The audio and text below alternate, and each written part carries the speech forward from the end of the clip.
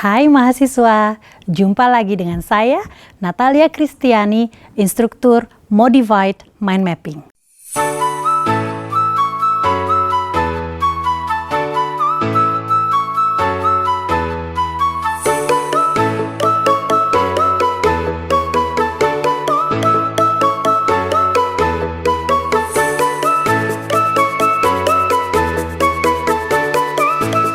Pada kali ini, kita akan sama-sama belajar penggunaan Modified Mind Mapping untuk organizing ideas for topic.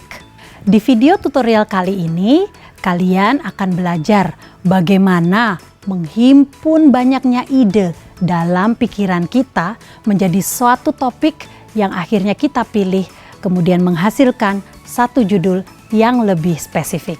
Biasanya, ketika kita dikasih tugas, guru atau dosen kita akan memberikan satu tema. Bagaimana menurut kalian?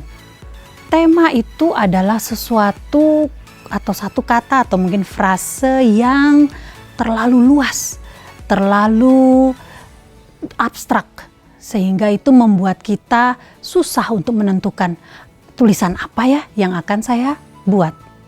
Oleh sebab itu, di video kali ini, ketika nanti kalian akan diberikan satu tema yang abstrak, satu tema yang terlalu luas, terlalu besar, kita akan sama-sama membreakdown.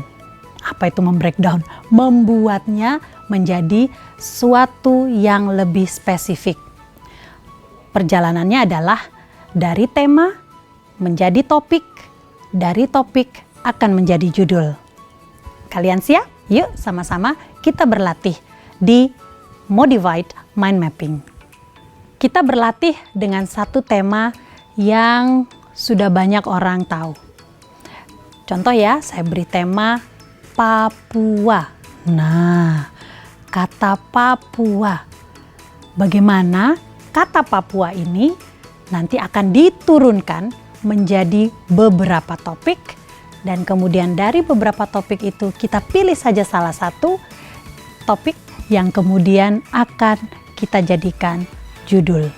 Di mana fungsi dari Modified Mind Mapping? Modified Mind Mapping akan kita gunakan sebagai jembatan antara tema dan pencarian topik-topik tadi. Mari kita lihat penggunaan Modified Mind Mapping dari tema menjadi topik-topik. Tiba saatnya kita akan belajar menurunkan tema yang besar tadi menjadi topik-topik dan kemudian akhirnya menjadi judul. Suatu judul yang akan kita pakai untuk mengarang. Oke, tema besar kita adalah Papua dan menghasilkan banyak cabang. Ada 9 cabang kebetulan yang sudah kita buat. Oke, dan dari cabang-cabang ini kita lihat yuk sama-sama.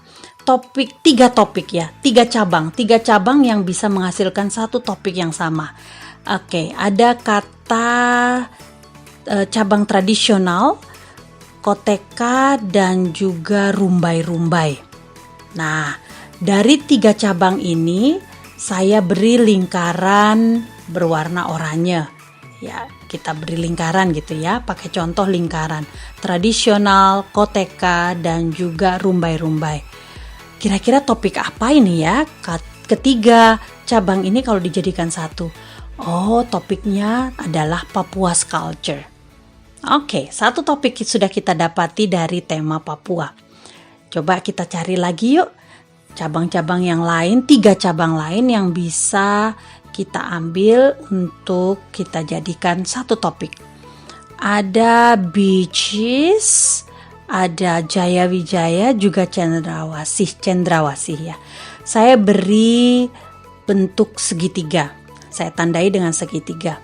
Segitiga tersebut beaches, Jaya Wijaya, dan Cendrawasih. Topiknya apa ya dari ketiga cabang ini? Aha, saya bisa beri dengan judul topik Nature of Papua. Ternyata Nature of Papua bisa berupa beaches, Jaya Wijaya, dan Cendrawasih. Oke, cukup 2 topik yang sudah kita dapati dari Modified Mind Mapping yang sudah memberikan sumbangsih kita dari tema menjadi topik-topik. Kemudian dari topik-topik besar itu, 2 topik itu saya pilih 1 topik saja. Tidak usah banyak-banyak. Nah, yang saya tertarik adalah topik akan nature of Papua. Beaches, Jayawijaya dan Cendrawasih. Wah, yuk sekarang kita kembangkan topik nature of Papua ini menjadi judul. Oke, kita buat beberapa judul. Saya lihat dari Nature of Papua ini ada 3 subtopik itu. Saya mau beri judul contoh 1, Wonderful Nature of Papua. Cukup menarik. Atau saya juga bisa buat kasih judul Papua's Most Beautiful Natural Creations. Or another title, ya, judul lain yang bisa kita tulis adalah Magnificent Natural Creations in Birth of Paradise Island. Dari 3 judul yang sudah saya hasilkan, kira-kira judul mana ya yang menarik bagi saya, yang bisa saya gunakan untuk mengarang nantinya. Finally, saya memilih judul yang nomor 2, Papua's Most Beautiful Natural Creations. Oke, judul ini yang akan saya pakai nanti untuk mengarang. Semoga understanding ideas for topik ini dapat buat kita lebih jelas dengan bantuan Modified Mind Mapping. Sekian dulu video tutorial kita pada hari ini. Kita sudah belajar bagaimana suatu tema yang abstrak, yang umum, yang general bisa diturunkan menjadi beberapa topik, dan dari beberapa topik kita pilih 1 saja topik tersebut dan kita buat menjadi beberapa judul. Dari beberapa judul kita harus tentukan judul mana yang mau kita pakai untuk tulisan kita nantinya.